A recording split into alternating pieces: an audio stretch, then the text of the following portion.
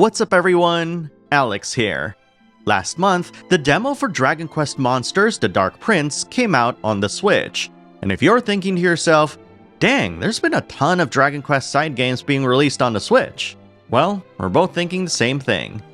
Unlike last year's Dragon Quest Treasures, however, this year's Dragon Quest Monsters takes the series back to turn-based gameplay, but with a Pokemon-esque twist. Before we get into it, I do have to say that outside of the more recent Dragon Quest side games, that I am unfamiliar with the Dragon Quest Monster series, so this video will be approaching said series from the perspective of a newcomer. Dragon Quest Monsters: The Dark Prince puts you in the role of Sorrow, who longtime Dragon Quest fans will know was the villain of Dragon Quest IV.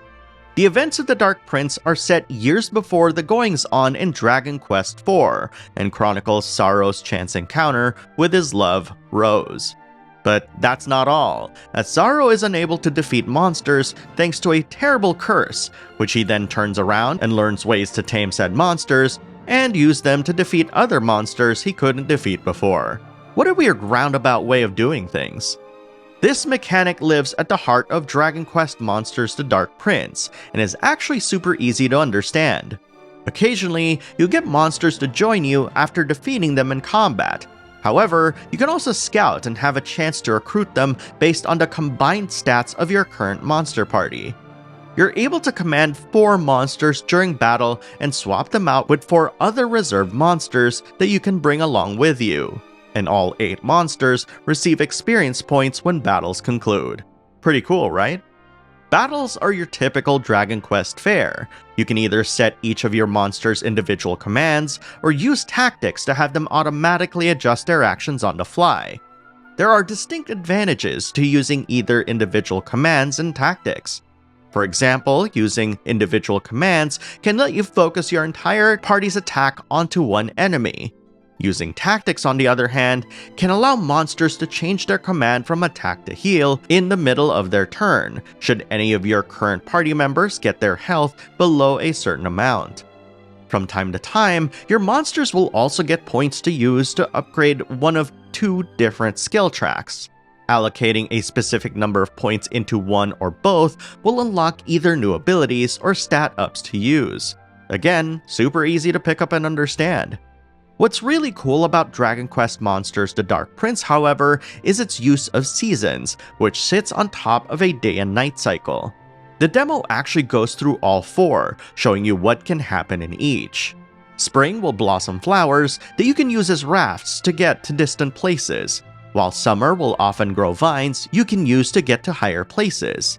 Fall will have piles of leaves that will either yield rare materials or monster ambushes, while winter will freeze bodies of water, allowing you to walk over them and reach areas you couldn't get to before. The seasons allow for familiar places to change over time, introducing new accessible areas, yielding treasure and materials, while also introducing a new host of different monsters that are only available during certain climbs.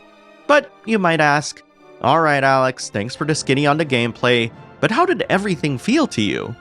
Actually, I really liked it a lot.